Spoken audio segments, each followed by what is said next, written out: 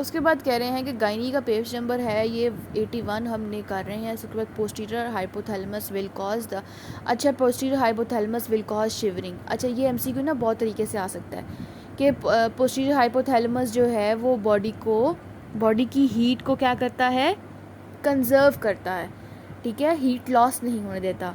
कैसे? Through shivering. उसके बाद पूछेंगे भाई एंटीरियर हाइपोथैलेमस क्या करता है। एंटीरियर हाइपोथैलेमस आपका स्वेटिंग कराता है, बॉडी का टेम्परेचर लो करता है, हीट लॉस करता है, ठीक है। उसके बाद सेकंड है patient has injury on upper arm beneath the axillary area near floor what will be injured. अच्छा जो एक्सरी एरिया ना और जो एक्सलरी फ्लोर है इसको आपने ना याद कर लेना आंखें बंद करके, इंटरकोस्टोब्रेकियल वेसल, इंटरकोस्टोब्रेकियल नर्व, ये दोनों चीज़ें जो हैं ये आपके आर्म की फ्लोर बनाते हैं, ठीक है, जो एक्जिला की फ्लोर बनाते हैं। सही हो गया। तो अब मैं आपको ये नर्व भी दिखा देती हूँ। ये है हमारे पास शॉर्ट स्नेल और इसके अंदर है ये नर्व, और ये नर्व निकल रही है सेकंड पार्ट से, ठीक है। अगर वो पूछें कि ये नर्व आती कहाँ से है तो ये नर्व आती है सेकंड थोरेसिक स्पाइनल नर्व से, ठीक है। Intercostobrachial nerve supplies the axilla floor, और इसके साथ अगर एक्जिला की फ्लोर है और ब्लीडिंग हो रही है तो क्या चला जाएगा, इंटरकोस्टोब्रेकियल आर्टरी, ओके। उसके बाद कह रहे हैं कि uterine artery crosses uterus which structure, अभी तो हमने पढ़ा था भाई यूरेटर, ठीक है। यूरेट्राइन आर्टरी जो है वो यूरेटर को क्रॉस करती हैं। उसके बाद आता है कि डायबिटीज़ मेलाइटस है, पोस्ट प्रेंडियल पीरियड है। तो अच्छा जब कोई बंदा कुछ खा लेगा तो सबसे पहले उसका ग्लूकोज बढ़ेगा, उसका इंसुलिन भी बढ़ेगा, ये तो नॉर्मल चीज़ है। बाकी उसने कहा है डिक्रीज़ ग्लूकोज नहीं, कभी कैसे डिक्रीज़ हो जाएगा, increase glucose and increase glucagon, glucagon क्यों इंक्रीज़ होगा, पहली ग्लूकोज बढ़ी हुई है। डिक्रीज़ ग्लूकोज एंड इंसुलिन तो नहीं, ऐसा तो नहीं होगा, तो ऑप्शन इसमें ए है। What happens to sperm reaching epididymis, अच्छा ये सारे जो उन्होंने रिएक्शंस बताए हुए हैं ना आपको, ये रिएक्शन सारे कहाँ होते हैं, जब फर्टिलाइजेशन करने जाता है स्पर्म। तो ये कैपेसिटेंस और ये एक्रोसोमल रिएक्शंस, तो ये सारा कैपेसिटेंस तो नहीं होगा, एक्रोसोमल रिएक्शन होता है, ठीक है। और स्पर्म जो होते हैं वो अल्कलाइन होते हैं, तो सर्कुलर मोशन नहीं करते, डायरेक्शनल मोशन करते हैं। जब वो नीचे जाएंगे तो ऑब्वियसली डायरेक्शन की फ्लोर में ही चल रहे हैं ना, गोल गोल तो नहीं घूम रहे, डायरेक्शन नीचे के फ्लो में जा रहे हैं, तो डायरेक्शनल मूवमेंट है। Urogenital triangle is supplied by pudendal nerve, तो आपको मैंने पिक्चर्स भी शेयर की हैं, आप लोग देखा करें, सारी जो कम्युनिटी में शेयर की होती हैं वो सारे आपके एमसीक्यूज़ की पिक्चर्स हैं। Urogenital diaphragm, urogenital triangle is supplied by pudendal nerve, ठीक है। और skin by perineal nerve, skin by perineal nerve and area by pudendal nerve. उसके बाद कह रहे हैं कि डिफ्थीरिया, और इसमें अगर वल्वा के बारे में पूछा जाए तो वल्वा का पहला जो 1/3 है इंटीरियर, अपर 1/3 जो है वो इलियोइंगुइनल नर्व करती है, और जो लोअर और बड़ा लार्जर पार्ट है वो पुडेंडल नर्व करती है। Diphtheria confirmed by haematologist early morphology in new stain, अच्छा उसने वर्ड आपको बता दिया हुआ है कि न्यू स्टेन है, भाई ग्राम स्टेन हमें नहीं चाहिए, तो ग्राम स्टेन उसने लिखा तो हुआ है लेकिन हमें नहीं चाहिए। पॉजिटिव बेसिला है, ग्राम पॉजिटिव बेसिला है। जिम्सा स्टेन जो है वो फंगस में ही करता है, बेसिला काउंटिंग तो नहीं है। एल्बर्ट जो है वो एल्बर्ट स्टेन है जो डिफ्रेंशिएट करता है विच स्टेन पर्पल ब्लैक, ठीक है। और सूडान जो है वो हमारा फैट एब्जॉर्प्शन या फैट माल एब्जॉर्प्शन के लिए होता है Sudan stain. Inferior phrenic artery, अच्छा तो एब्डोमिनल एओर्टा की आर्टरीज ना फिंगर टिप्स पे याद कर लेनी, उठते बैठते आगे पीछे आपने ना हर टाइम ना बैठ के एब्डोमिनल एओर्टा की याद करनी है। तो inferior phrenic is the branch of abdominal aorta, ठीक है। उसके बाद हॉर्स शू ये हम पढ़ चुके हैं कि भाई ये फेलियर ऑफ यूरोजेनिटल पेल्वो यूरोटैरिक जंक्शन की वजह से, एब्डोमिनलिटी की वजह से होता है। Increase ESF potassium what will be the effect, तो ये भी हम पढ़ चुके हैं, जब पोटाशियम बढ़ता है तो डायस्टोलिक होता है, और जब कैल्शियम बढ़ता है तो सिस्टोलिक होता है, ठीक है। उसके बाद कह रहे हैं कि diagnostic test to rule out MI, तो MI को रूल आउट करने के लिए डायग्नोस्टिक टेस्ट हमारे पास क्या है, ट्रॉप आई, ठीक है, क्योंकि अगर पूछेंगे, अगर इसमें सबसे अगर आपसे पूछते हैं ना पहले 6 घंटों में कौन सा कराएंगे, तो पहले 6 घंटों में हम कराते हैं ईसीजी। उसके बाद अगर पूछें कि सबसे पहले क्या आता है, तो सबसे पहले जो है वो ट्रॉप आई आएगा। ठीक है, सबसे पहले मायोग्लोबिन आता है।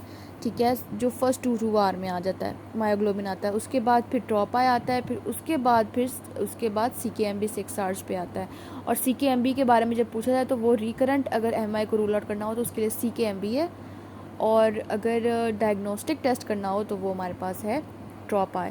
और ट्रॉप आई और ट्रॉप टी का भी है कि ट्रॉप आई जो है वो सेंसिटिव है और ट्रॉप टी जो है वो स्पेसिफिक है। उसको ऐसे याद कर लें कि सेंसिटिव में टी आ रहा है तो ट्रॉप आई है, ITR है, और स्पेसिफिक में जो है वो स्पेसिफिसिटी की तरह से याद कर लें कि भाई स्पेसिफिसिटी है उसकी, तो वो है टॉप टी।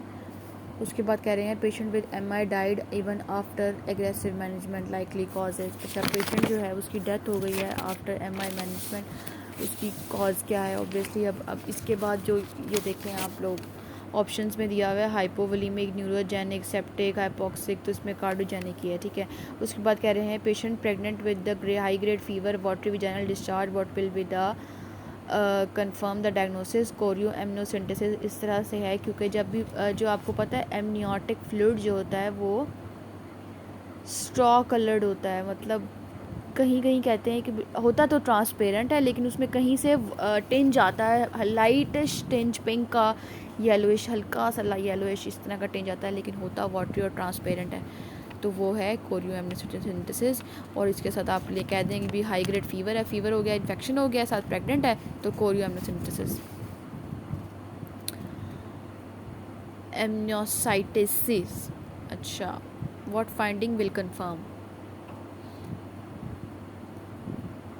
Which finding? तो कोरियो की सिंथेसिस करेंगे तो पता कंफर्म होगा, या वो आपने पढ़ा था कि IL-6 करेंगे तो पता चलेगा। Patient has thyroid gland mass, there is swelling that is the remnant of thyroid caecum called. अच्छा, जो टंग है ना, टंग के ना पोस्टीरियरली, टंग के पोस्टीरियरली एक फोरामेन होता है जिसको कहते हैं फोरामेन सीकम। ठीक है, और वो जो है वो रेमिनेंट है और वो शो करता है कि थायराइड की क्या पोजीशन थी पहले और बाद में। तो थायराइड की जो भी पोजीशन है उसमें ये है कि भाई थायराइड पहले थ्रोट से पकड़ के फिर नीचे जब नेक में आ जाता है पहले। ठीक है, पहले थ्रोट में जाता है, फिर दरमियान में आता है, नीचे नेक के, और फिर जो उसकी जगह है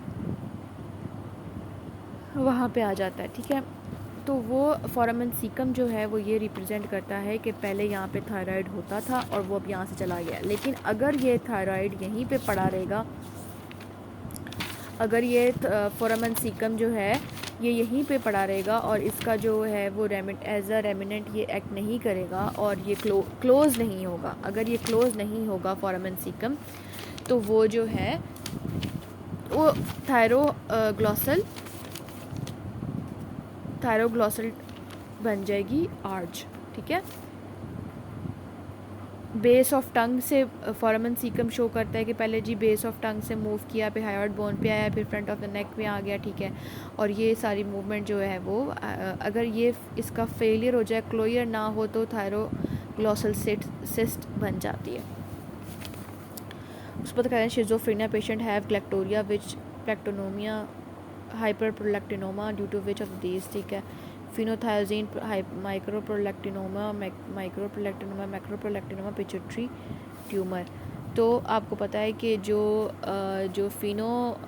शिज़ोफ्रेनिया होता है ना, इसमें पेशेंट टेकिंग मेडिसिन, ठीक है, एक तो जो 1000 से बिलो वाले होते हैं उन, और जो ड्रग एड्यूस्ड होते हैं ना वो होते हैं ड्यू टू ड्रग इंड्यूस ना। उसमें फ्लैक्सीटीन जो है वो इसमें दी जाती है, फ्लॉक्सीटीन, जो कि एंटीसाइकोटिक है और वो कॉज करती है ग्लैक्टोरिया। ठीक है, आपको पता है ये सारे डोपामीन को जो है वो इनहिबिट करते हैं, जिसकी वजह से ये इनहिबिट करते हैं, जिसकी वजह ग्लैक्टोरिया होता है। उसके बाद कह रहा है कि अफेक्ट ऑफ एंजियोटेंसिन 3, तो जो एंजियोटेंसिन 3 है उसका भी वही इफेक्ट है कि भाई उसने जाके एल्डोस्टेरॉन को रिलीज़ करना है। Supportive cells of pars nervosa is pituicytes. ठीक है, पिट्यूटोसाइट्स जो हैं वो पर्सनल के इसके वो हैं सपोर्टिव, ठीक है। और बाकी जो आपको पता है कि बाकी क्या क्या करते हैं,